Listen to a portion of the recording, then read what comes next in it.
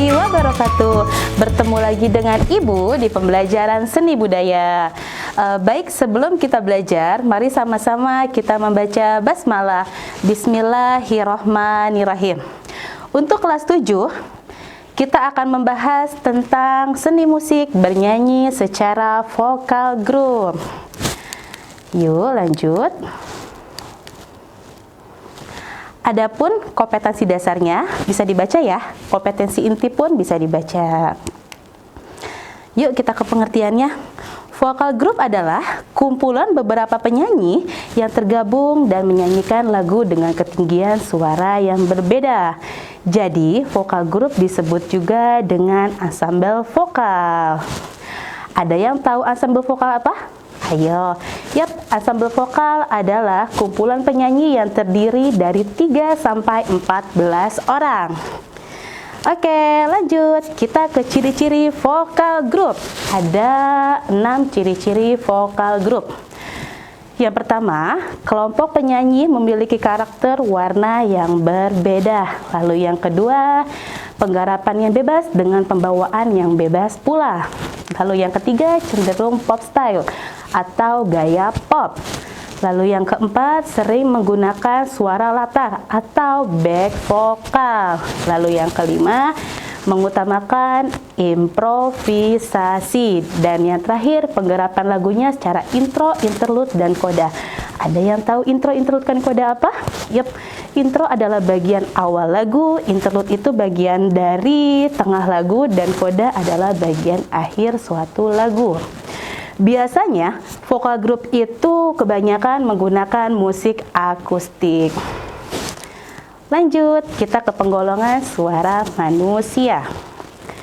Oke, paduan suara manusia itu berbeda-beda. Suara perempuan jenis suaranya pun berbeda, dan suara laki-laki jenis suaranya berbeda.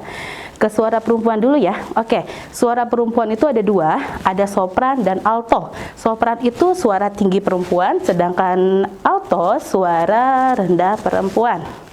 Sedangkan suara laki-laki ada tenor dan bass. Kalau tenor, suara tinggi laki-laki, sedangkan bass jenis suara rendah laki-laki. Oke, kita lanjut ya. Menyanyikan lagu secara vokal group. Yang pertama, menyanyikan lagu kanon.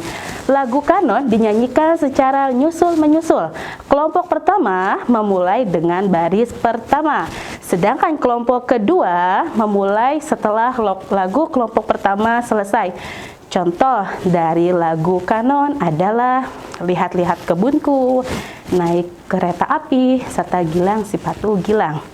Lalu yang kedua, menyanyikan lagu 2 suara. Lagu 2 suara dapat dilakukan dalam 2 kelompok. Kelompok yang pertama menyanyikan melodi suara pertama, dan kelompok kedua menyanyikan melodi kedua. Lagu 2 suara dapat dimainkan oleh penyanyi perempuan, sopran dan alto. Masih ingat ya di slide sebelumnya, sopran itu apa dan alto itu apa? Yap, betul. Sopran adalah suara tinggi perempuan dan alto suara rendah perempuan. Lalu penyanyi laki-laki tenor dan bass, atau penyanyi campuran sopran dan tenor, atau alto dan bass. Contoh lagu 2 suara adalah Gundul-Gundul Pacul. Lanjut yang ketiga, menyanyikan lagu 3 suara. Lagu 3 suara dapat dinyanyikan dalam 3 kelompok. Suara pertama dinyanyikan oleh kelompok perempuan dengan suara tinggi. Sedangkan kelompok kedua dinyanyikan oleh perempuan dengan suara rendah. Kelompok ketiga oleh penyanyi laki-laki. Contoh dari lagu 3 suara adalah Mengheningkan Cipta. Lalu yang keempat, menyanyikan lagu 4 suara. Latihan 4 suara dapat dilakukan dalam 4 kelompok. Biasanya lagu 4 suara itu dinyanyikan oleh penyanyi campuran dengan jenis suara sopran, alto, tenor, dan bass. Contoh dari lagu 3 suara adalah Ondel-Ondel. Ada yang tahu lagu Ondel-Ondel berasal dari mana? Yap, betul. Ondel-Ondel berasal dari daerah DKI Jakarta. Lanjut, yang kelima, lead rapper. Lead rapper adalah bagian rapper yang sering menyanyikan lagu rapper dengan vokal grup. Sedangkan yang keenam, main rapper.